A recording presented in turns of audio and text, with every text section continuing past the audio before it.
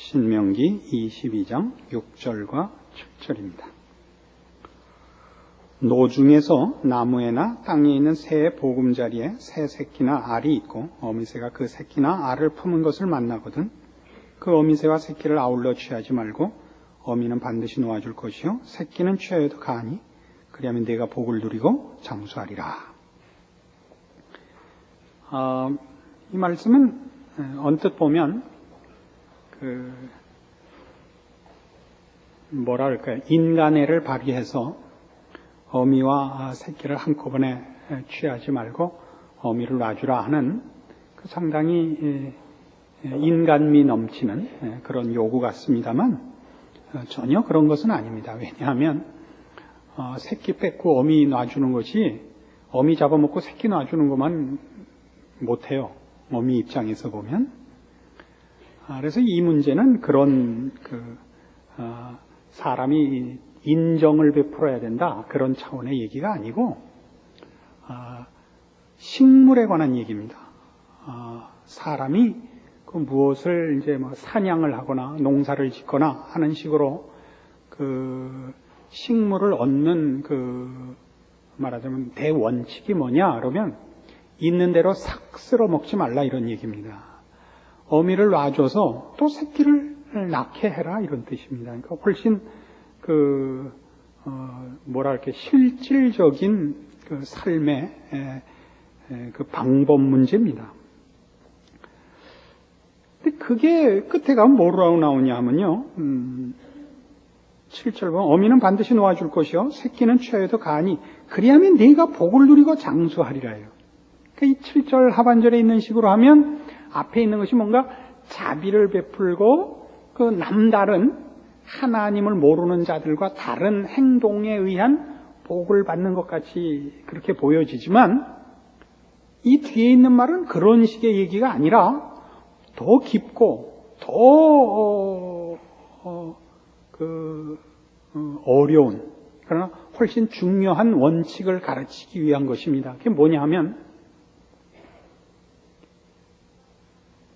우리가 사는 세상에 있는 어떤 것도 다 하나님께서 지으셨고 그 법칙을 만드셨고 그 질서가 있고 그것이 우리를 위하여 최선의 방법이라는 걸 인정해라 그런 뜻입니다. 봄에 씨를 뿌려 가을에 거두는 것이 이익이다 그런 얘기를 한 적이 있죠. 제가 우리가 봄에 3월에 씨 뿌렸더니 4월에 곡식이 추수가 되더라. 그러면 복일 것 같지만 그렇지 않습니다. 먹는 것 이상의 추수해서 먹을 것을 확보하는 것 이상의 의미가 농사에 있고 사냥도 가서 그냥 잡아오면 다가 아닌 하나님께서 우리에게 먹을 것을 주신 이 동물의 세계, 자연의 법칙, 그 먹이 사슬 이런데 어떤 하나님의 배려와 계획하시고 펼쳐놓으신 속 깊고 지혜 넘치는 뜻이 있는 것을 봐라 이런 뜻이 됩니다.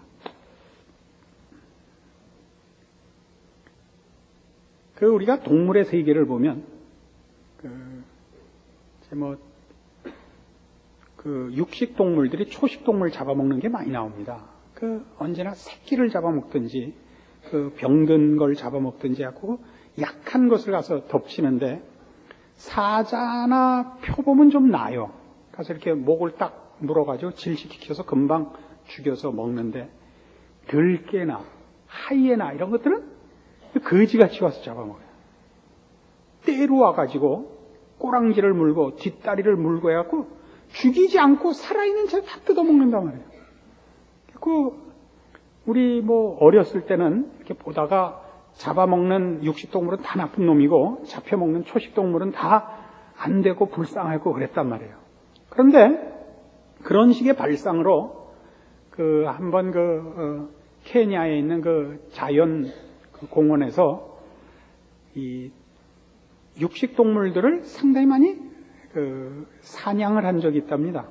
초식동물들을 보호하기 위해서 그랬더니 초식동물들이 떼거리로 죽었답니다. 왜냐하면 너무 많이 번식해서 풀이 모자라갖고 다 굶어 돌아가셨다고요. 그래서 그 다음부터는 손을 대지 않기로 했다는 거죠. 그게 사자나 표범이나 뭐 하이에나나 이게 무조건 나쁜 놈이 아니더라는 거죠.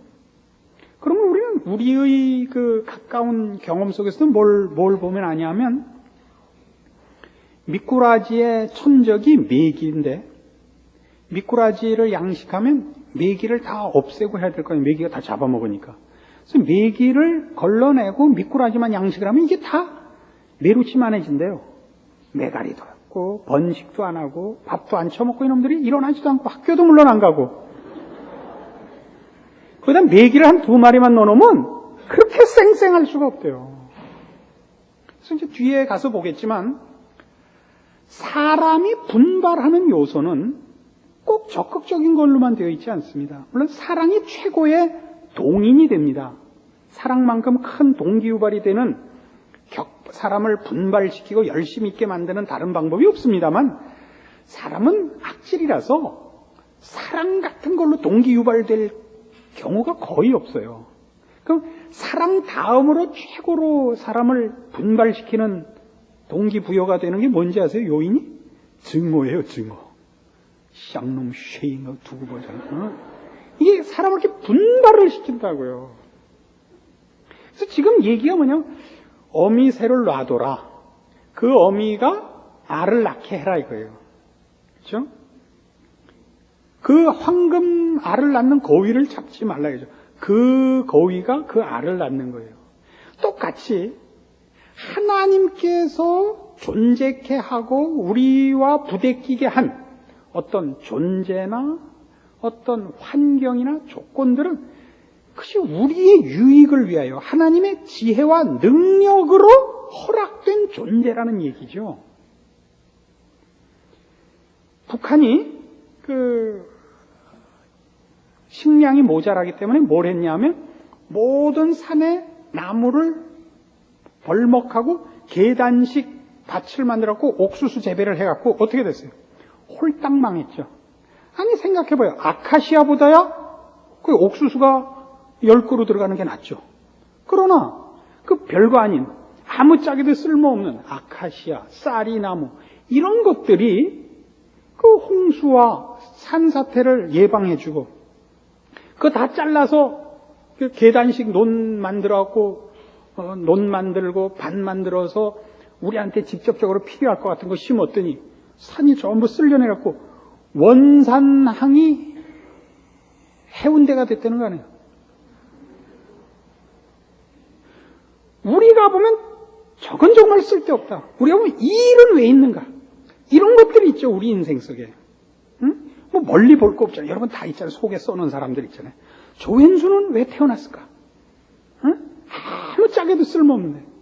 그게 매기란 말이죠. 그 매기 때문에 이 미꾸라지가 살이 찌는 거예요. 도망 다니느라고. 안 잡아먹히려고. 그게 이 구절의 진의란 말이죠. 그래서 여러분 잘 보세요. 이사야 55장 보시면 이런 식의 말씀이 나오죠.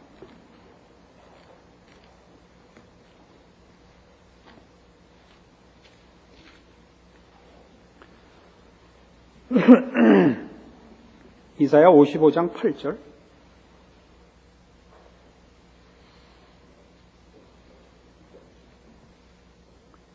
이사야 55장 8절. 여호와의 말씀에 내 생각은 너희 생각과 다르며 내 길은 너희 길과 달라서 하늘이 땅보다 높음같이 내 길은 너희 길보다 높으며 내 생각은 너희 생각보다 높으니라.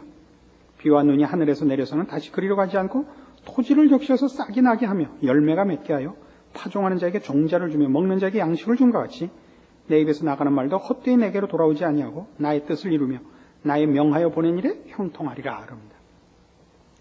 비가 내려서 저 산에서부터 이 시냇물을 이루고 큰 강을 만들어서 바다에 나가는 동안까지 얼마나 많은 일을 하느냐 이거죠. 우리 인생이 그렇죠. 우린 생각해보면 하나님이 우리를 사랑하시고 예수 그리스도로 말미암아 구원하셔서 하나님의 자녀 만들고 싶으시면 비가 내려서 금방 올라가는 것 같이 구원 얻은 그 시간에 뚝딱 하고 하늘나라로 갔으면 제일 좋겠잖아요. 근데 그렇지 않고 그렇게 여러 번 하나님 앞에 진심을 고백하고 결심하고 항복하고 광분하고 했는데도 아직도 안 데려가시고 또 험한 꼴을 보게 하시고 또 자빠지게 하시고 또 미친 짓을 하게 내비둔단 말이에요. 왜 이러시나 싶죠. 이 이사야 55장 시작을 보세요. 1절. 너희 목마른 자들아 물러나오라. 돈 없는 자도 오라. 너희는 와서 사 먹되 돈 없이 값없이 와서 포도주와 젖을 사라. 너희가 어찌 양식 아닌 것을 위해 은을 달아주며 배부르게 못할 것을 위해 수고하느냐. 나를 청정하라. 그리하면 너희가 좋은 것으로 먹을 것이며 너희 마음이 기름진 것으로 즐거움을 얻으리라. 너희는 귀를 기울이고 내게 나와 들으라. 그리하면 너희 영혼이 살리라. 내가 너희에게 영원한 언약을 세우리니 곧 다윗에게 허락한 확실한 은혜니라. 무슨 얘기가 보세요. 그러니까 하나님이 이스라엘 백성에게 요구하는 것을 이스라엘 백성이 왜 안 듣는 거예요? 그게 안 맞아 보인단 말이죠. 이스라엘 백성이 생각할 때는 이렇게 하는 것이 복이고 이렇게 하는 것이 지름길이란 말이죠. 우리 생각하는 것 같아요. 왜 하나님이 이렇게 일하시나? 지금 우리 모를 거 많아요. 지금 우리가 할 일이 많거든요. 우리나라에 1년에 목사가 5천에서 10,000명쯤 나와요. 근데 이제 더 이상 일할 때도 없어요. 그러면 이제 우리 생각에는 그럼 남북이 통일되고 또 중국에도 우리가 다 뛰어 들어가서 일하고 그래야만 이 숫자가 맞지. 아니면 지금 이게 잠시 교회 비우고 화장실 갔다 오면 딴 목사 들어와 있고 이렇게 생겼단 말이에요. 꼴이 그렇게 됐단 말이에요. 교회당 담임 목사를 둘, 셋씩 둬도 모자라게 목사가 많이 나왔단 말이에요. 그럼 하다못해 돈이라도 있어야 될 거 아니에요, 지금. 선교사를 나가고 뭐 이래야 되는데 이게 완전히 망했잖아요. 환율이 거꾸로 오르고 돈 없고 하던 선교사업도 다 그만두게 됐단 말이에요. 왜 이러는지 모르죠, 우리는. 그럼 우리가 아는 건 이거예요. 이것이 하나님의 지혜고 하나님의 능력이라는 사실이죠.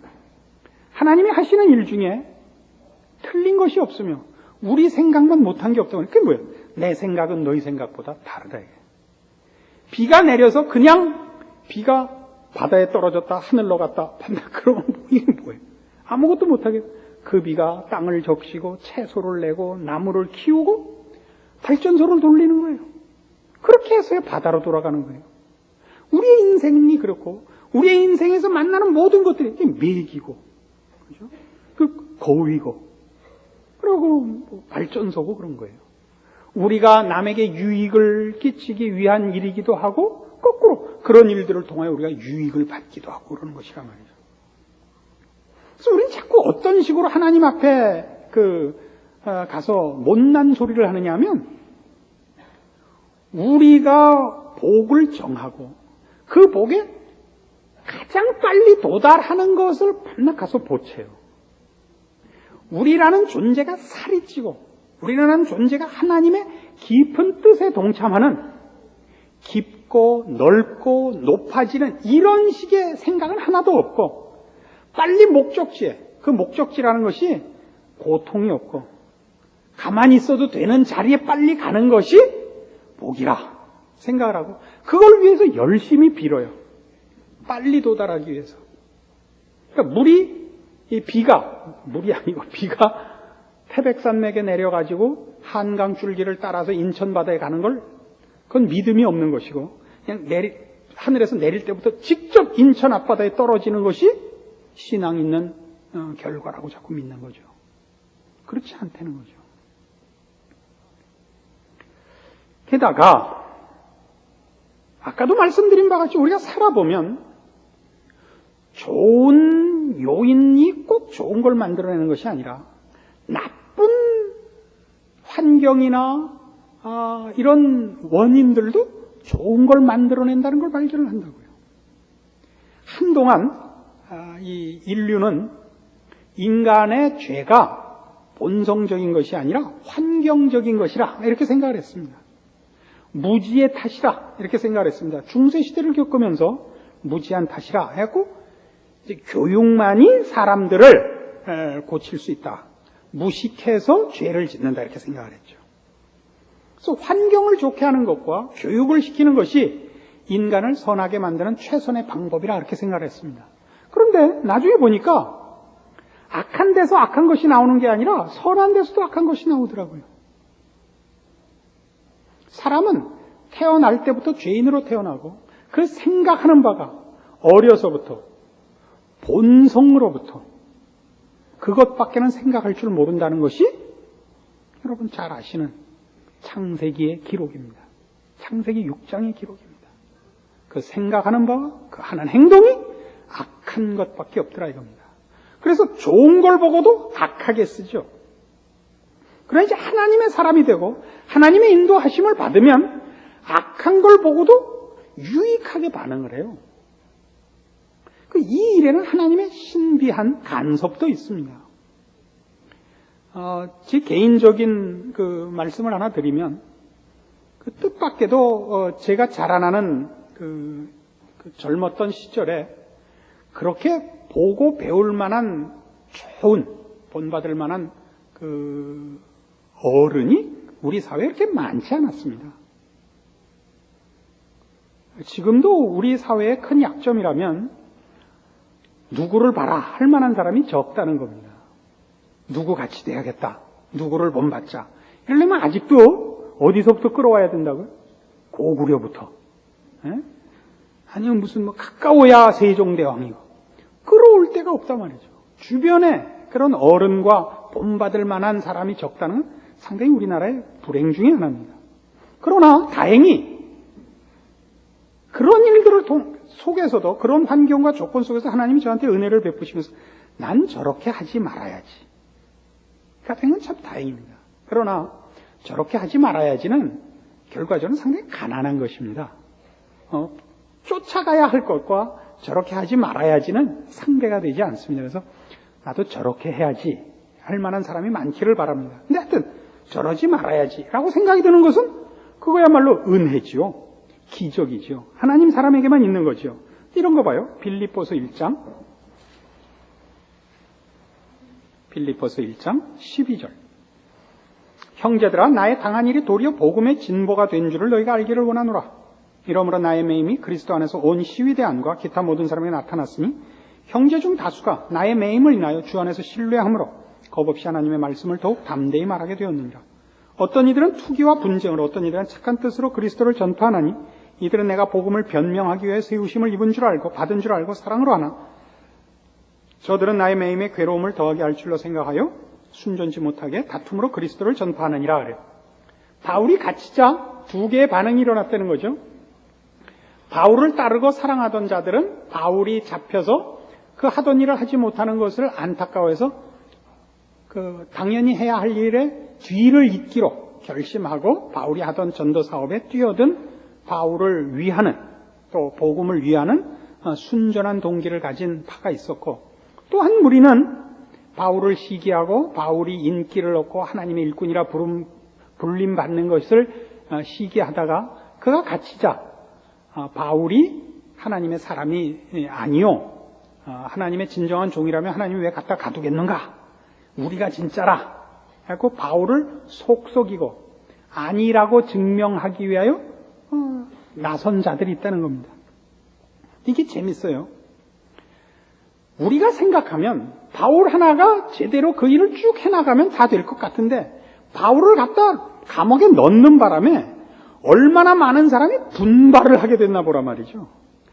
바울의 좌절이 제3자가 볼 때 바울 자신은 좌절하지 않았습니다만 제3자가 볼 때 바울의 좌절과 바울의 일종의 그 실패가 바울로 대신해서 뒤에서 바울을 돕는 것으로 자기가 해야 할 일을 미루고 있었던 사람을 일선에 나오게 했다고요. 바울이 잘했으면 이 사람들은 일선에 안 나왔을 거예요. 바울이 갇히는 바람에 이 사람들이 일선에 나오게 됐고 또 바울이 하는 거 밤낮 뒤에서 쑥덕쑥덕하고 돌아다니고 시비나 걸던 사람들이 바울이 갇히자 나와서 열심히 외치게 됐다는 거예요. 이 사람들은 천국 갔다 못 갔다. 상 받는다 못 받는다. 여러분 어떻게 생각하세요? 이 나쁜 사람들. 바울을 시기하고 바울이 아니라고 우기다가 바울이 갇히니까 봐라! 우리가 진짜고 그는 아니다라고 나가서 복음을 전한 이 무리는 어떻게 됐을까요? 이 사람들도 상 받았을 거라고 저는 생각합니다. 뭐 훈장이 뭐 좀 찌그러졌거나 이랬을 가능성은 있지만, 왜요? 이 사람들의 분발의 요소들은 사랑이거나 순전한 동기는 물론 아닙니다. 그러나 이 사람들은 시기심으로 이 분발을 하게 되는 거예요. 여러분, 사람을 이렇게 세게 생각하지 마세요. 사람이라는 거는 이렇게 옳고 맞고 정당하고 이런 것으로 순수한 동기와 순전한 방법으로만 그 목표를 향하여 가는 것이 아니라, 어떤 때 여러분이 정직해진 거는 내가 미워하는 놈이 나쁜 짓 하는 바람에 내가 이쪽에 서는 경우가 더 많다고요. 그래요, 안 그래요? 여러분이 제일 미워하는 사람이 예수 안 믿는 바람에 여러분이 예수 믿은 거 아니에요? 그랬을걸요? 그 사람이 하도 예수 믿는 거 지랄을 떨어서 좋다 그럼 난 예수 믿는다 이렇게 되지 않았어요? 여러분, 예수 안 믿는 사람 중에 물론 여러분 예수 믿는 거 보고 난 네가 가는 천당은 난 안 간다 이런 사람도 물론 있어요. 그건 좀 곤란한 거예요. 그거는 이제 곤란한 건데, 말하자면 우리의 동기는 언제나 순진하고 언제나 정당한 것이었냐면 그렇지 않더라니까요. 여러분, 왜 우리 교회 왔어요? 에?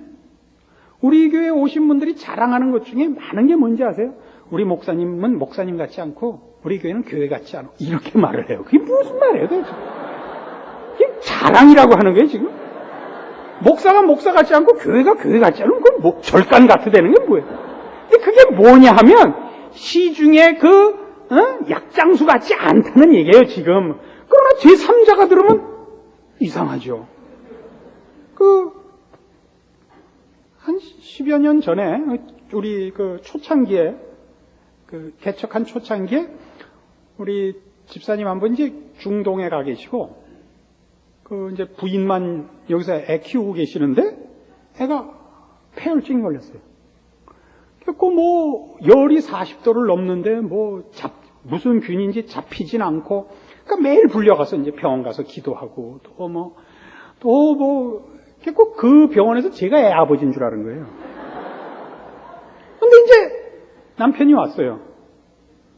그러니까 누구십니까? 애 아버지입니다. 그럼 여태껏 오셨던 분은 누구십니까? 우리 교회 목사입니다.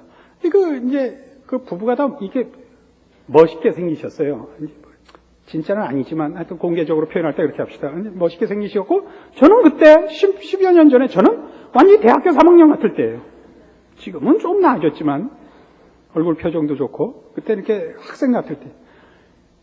근데 이 인상으로 봐서 괜찮아 보이는 사람들이 하나도 목사 같지 않은 사람을 목사라 그러고 그 교회를 나간다니까 뭐라 그랬는지 아세요? 그 멀쩡하게 생기신 분들이 그런 데를 다니세요? 그러니까 모든 사람들이 목사라 그러면 누구같이 생겼다고 생각하는 거예요. 산타클로스 같이 생겨야 되는 거예요. 흰 수염만 빼놓고. 그러니까 아니죠. 여러분들이 표현하는 건 그거예요. 그러니까 저희 교회에 오신 많은 분들이 말하자면 교회가 교회답다라는 것이 무엇이냐보다 난 저런 교회는 싫어, 저렇게 하는 건 싫어로 여기 와서 열심을 내다가 어느 날 보니까 여기서 완전히 미친 사람 된 거예요. 그렇죠? 어느 틈에 열심 있는 신자가 된 거예요. 그래서 표현을 할 때는 언제나 부정적으로 하고 있다고요. 여러분이 긍정적으로 하고 있지 않고, 난 하나님을 사랑해, 난 하나님 앞에 충성할 거야, 이런 식의 말을 안 하고 이렇게 빈정거리고 반발하고 야유하는 식으로 아직도 갖고 있다고. 왜요? 그게 여러분을 우리 교회에 오고 여러분의 신앙을 하게 한 동기부여가 돼서 그래요. 그래서 어떤 의미에서는 여러분의 신앙은 다들 잘했으면 시작이 안 됐을 수도 있어요.